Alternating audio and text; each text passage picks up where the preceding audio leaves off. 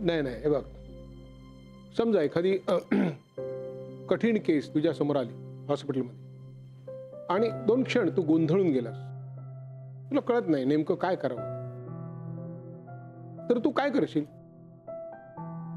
हॉस्पिटलमध्ये एखाद्या तुझ्या वॉर्डबॉयला वगैरे विचारशील का तुझ्या ज्ञानाचा उपयोग करून तू उत्तर शोधशील?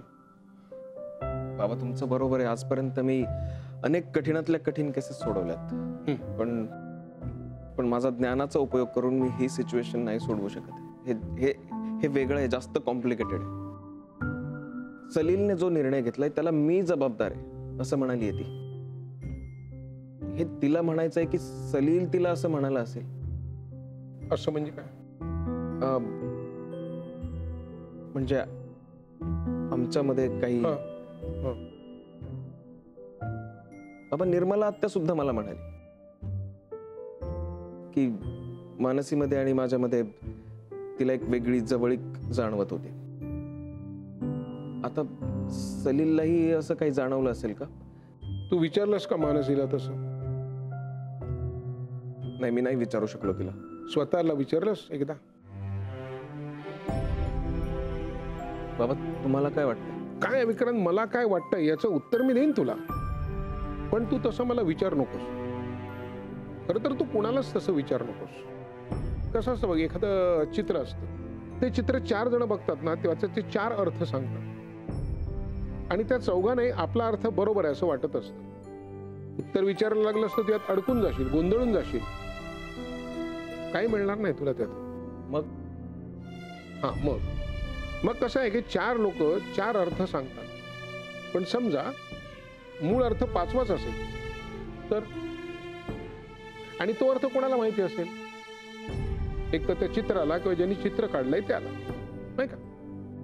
म्हणजे हे असं आहे का नाही, एक तर तुला माहिती आहे किंवा मानसीला माहिती आहे, मला नाही, कुणालाही नाही, निर्मलालाही नाही. म्हणजे तुझ्याकडे पर्याय काय उरतो? एक तर तू स्वतःला विचारायचं किंवा मग मानसीला विचारायचं. नाही ना कळत आहे तुला काय बोलायचं. त्या दिवशी तू मला म्हणालास या जगामध्ये 3च माणसांकडे उत्तर आहे, मी, सलील आणि मानसी. पैकी मला माहित आहे पण मला उत्तर द्यायचं नाही.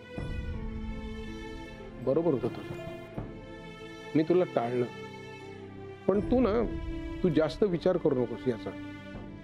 तुला जे वाटतंय आणि त्याच्यावर कसं वागायला पाहिजे याचा निर्णय तू स्वतः घ्यायचास. चित्राचा खरा अर्थ जो तुला वाटतं तोच आहे असं समजायचं. आणि एक गोष्ट लक्षात ठेव विक्रांत, तो निर्णय काहीही असेल, अगदी काहीही, आणि कुणी कितीही विरोध केला ना तरी मी त्या निर्णयाच्या मागे ठामपणे उभा राहील. निर्णयाच्या आणि तुझ्याही मागे एक मित्र म्हणून. तेव्हा नीट विचार कर आणि योग्य तो निर्णय घे. सफरचंदाचे काप नीट परतल्यानंतर त्यामध्ये दालचिनी पूड आणि मध घालून पुन्हा नीट परतून घ्यावं. बटर लावलेल्या ब्रेडवर सफरचंदाचे तुकडे, बदामाचे तुकडे, टुटी फ्रुटी, डार्क चॉकलेट आणि मीठ घालून दुसरा ब्रेडचा तुकडा त्यावर ठेवून वरच्या बाजूला बटर लावून घ्यावं. एका बाउलमध्ये स्ट्रॉबेरी सिरप आणि क्रीम घालून सॉस तयार करून घ्यावा. तयार सँडविच पॅन मध्ये बटरवर ग्रिल करून घ्यावं आणि स्ट्रॉबेरी सॉस बरोबर सर्व्ह करावं.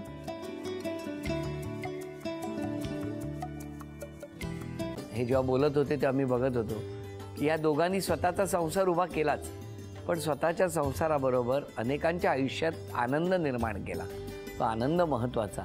हसत राहा, आनंदी राहा असं म्हणत शुभेच्छा देऊया.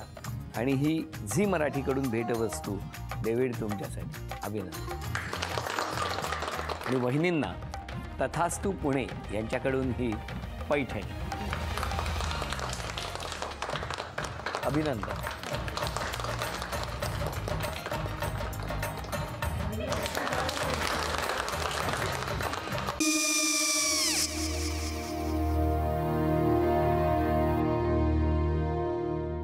काय गो? हा काय झालं?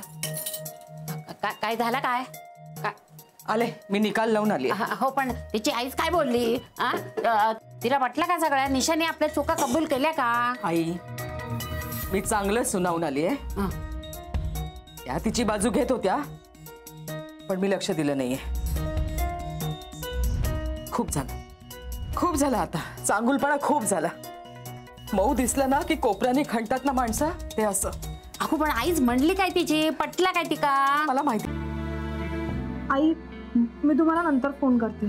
हो. आणि आई बाबा जे बोलले त्याचं वाईट नका वाटून घेऊ. सॉरी. सॉरी काय त्या? नेहा आले. आई मी येते. होय. काकू येते.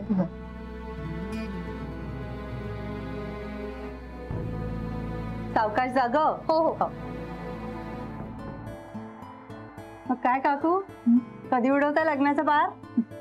बघूया.